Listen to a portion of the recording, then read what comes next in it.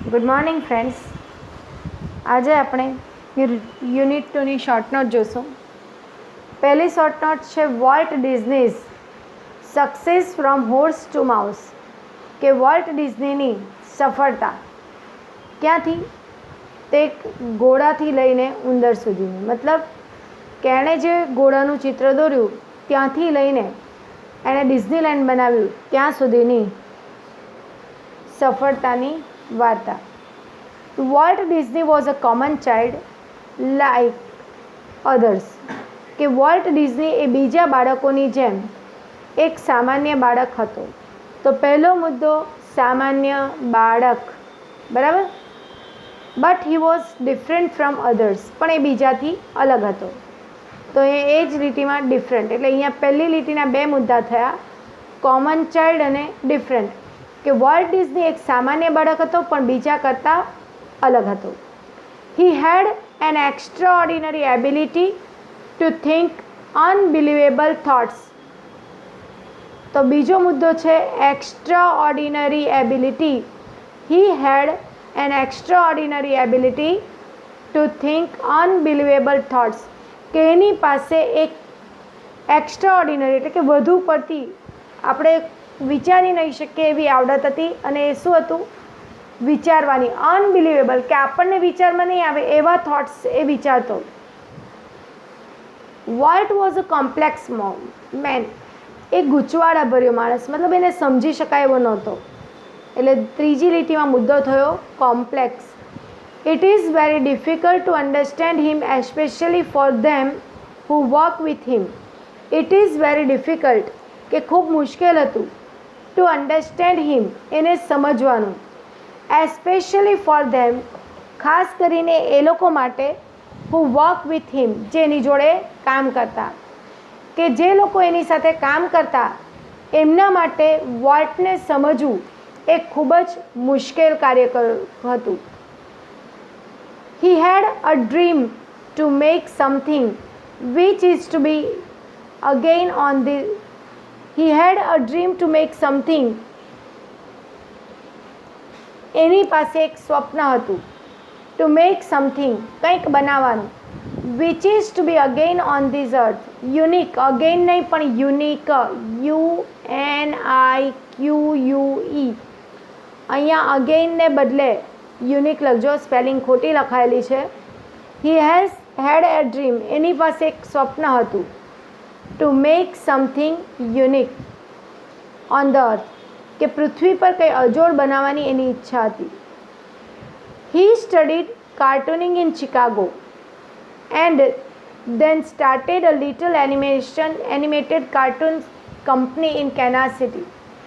એણે કાર્ટૂનિંગનો અભ્યાસ શિકાગોમાં કર્યો અને ત્યાર પછી એક નાનકડી એનિમેટેડ કાર્ટૂન કંપની એણે શરૂ કરી. ક્યાં? કેનાસમાં. બટ દેટ ફ્લોપ્ડ, પણ એ ફ્લોપ ગઈ.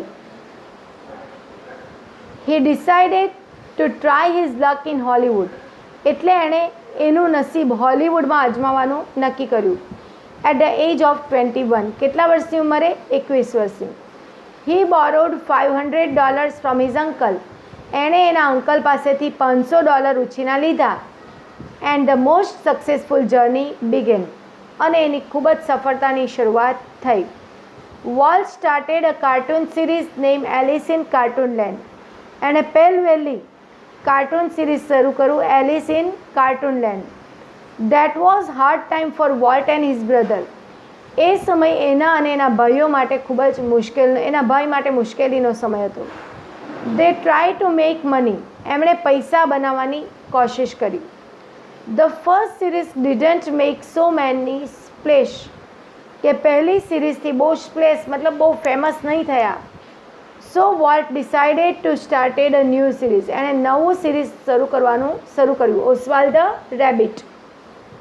ઇટ ડીડ બેટર, એણે સારું કર્યું. But some distributor made some trouble, પણ કેટલાક ડિસ્ટ્રીબ્યુટરે પ્રોબ્લેમ ઊભો કર્યો. વોલ્ટ ઇગ્નોર્ડ ઓલ ધેટ, વોલ્ટે એ બધું ઇગ્નોર કર્યું. એન્ડ કન્ટિન્યુડ હિઝ વર્ક, અને એનું કામ ચાલુ રાખ્યું. He started a new series about a mouse name Mickey, અને એણે એક નવી સિરીઝ ચાલુ કરી, Mickey. His journey from making Disneyland starts from here. અને એની ડિઝનીલેન્ડની શરૂઆત અહીંયાથી થાય છે. Mickey got an unbelievable success. મિકીને ન ધારેલી સફળતા મળી. By this series Walt became a rich person. અને એ સિરીઝ દ્વારા એક પૈસાદાર માણસ બન્યો. Walt's all dreams came true. એના બધા જ સ્વપ્ન સાચા પડ્યા. Whatever he thought he put all that in real. એ જે પણ કંઈ વિચારતો એને વાસ્તવિકતામાં ફેરવતો. He got a great popularity by TV shows, magazines etcetera. અને એને ટીવી શો, મેગેઝિન દ્વારા ખૂબ જ લોકપ્રિયતા પ્રાપ્ત થઈ. His Disneyland is the most popular. એનું ડિઝનીલેન્ડ એ સૌથી લોકપ્રિય.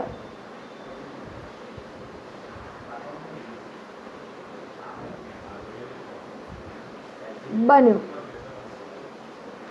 ફ્રેન્ડ્સ, અહીંયા આપણે મુદ્દા જોઈ લઈએ. પહેલામાં મુદ્દો તમારે લેવાનો કોમન ચાઇલ્ડ, બીજામાં એક્સ્ટ્રાઓર્ડિનરી એબિલિટી, ત્રીજામાં કોમ્પ્લેક્સ મેન. એટલે ફ્રેન્ડ્સ વાક્ય બનશે ડિફિકલ્ટ ટુ અન્ડરસ્ટેન્ડ. પછી હી હેડ અ ડ્રીમ, ડ્રીમ શબ્દ લેવાનો.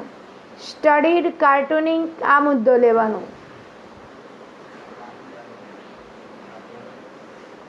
પછી decided to try,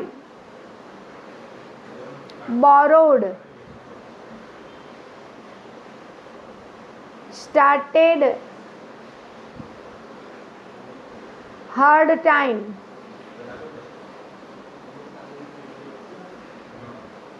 try to make, didn't make, new series name Oswald the Rabbit, distributor,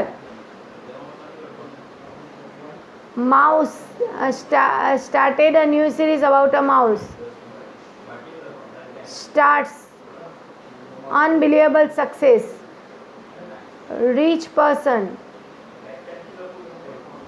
he thought, got popularity. Friends, આ મુદ્દાથી તમારા વાક્યો બનશે. હવે આપણે જોઈશું સેકન્ડ શોર્ટ નોટ. અહીંયા શોર્ટ નોટ છે વોલ્ટ અ ક્રિએટિવ મેન, કે વોલ્ટ એક સર્જક તરીકે. From childhood Walt was creative.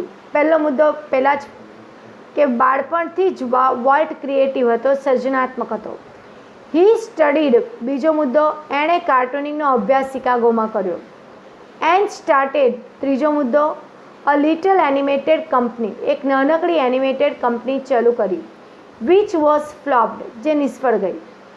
Then he decided to try his luck in Hollywood. Decided to try, આગળનો મુદ્દો, એણે હોલિવૂડમાં એનો લક અજમાવાનું શરૂ કર્યું.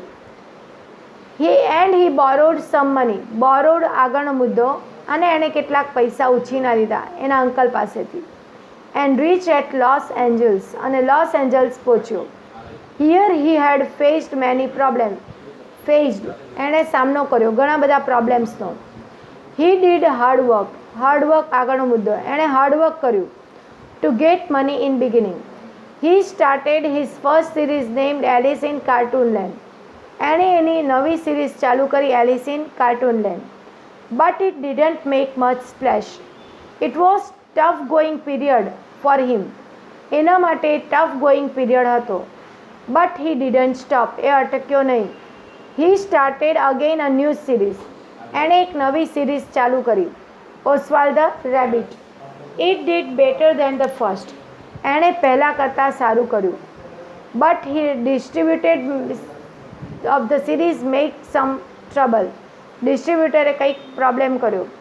And denied to give him money, અને પૈસા આપવાની ના કહી. Although Walt took all things easily, પણ તેમ છતાં વોલ્ટે બધું આસાનીથી લઈ લીધું. And announce that they were going to start a new series, અને જાહેરાત કરી કે નવી સિરીઝ ચાલુ કરશે.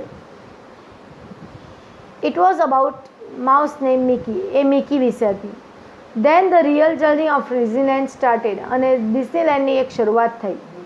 Mickey got much popularity. મિકીને સફળતા મળી.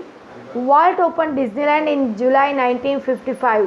1955માં એણે ડિઝનીલેન્ડની શરૂઆત કરી. Since the first day millions of people came to see, ઘણા બધા લોકો જોવા આવ્યા. He did try to make something new every day in this park. એ હંમેશા રોજ એના પાર્કમાં કંઈક નવું કરવાની કોશિશ કરતો. He wanted to continue the curiosity of people. એ લોકોની જિજ્ઞાસા વૃત્તિ જાળવવાનો પ્રયત્ન કરતો. He always ready with new project. એ હંમેશા નવા પ્રોજેક્ટ સાથે તૈયાર હોય. He was very down to earth. એ ખૂબ જ નમ્ર હતો. He did help those who wanted to create something unique. એ જે લોકો નવું કરવા, હી ઓલ ડીડ હેલ્પ, એ મદદ કરતો. કોને? જે લોકો નવું કરવાની કોશિશ કરતા હોય એને. હી ગેવ ધેમ અ ચાન્સ. એ એમને ચાન્સ આપતો. Tragically in the mid of his activity, પરંતુ આ બધી પ્રવૃત્તિઓની વચ્ચે he was stricken with illness. એને બીમાર પડ્યો. Although he didn't lose his hope. એણે પોતાની આશા ન છોડી. And at that time he had a lot of thoughts to make Disneyland extraordinary. એ સમયે પણ એની પાસે ડિઝનીલેન્ડને યુનિક બનાવવાના ઘણા બધા વિચારો હતા. He use to say that Disneyland should never be finished. એ કહેતો કે ડિઝનીલેન્ડ ક્યારેય પૂરું ન થશે, એન્ડ ઇટ વિલ નેવર, અને ક્યારેય પૂરું ન થશે.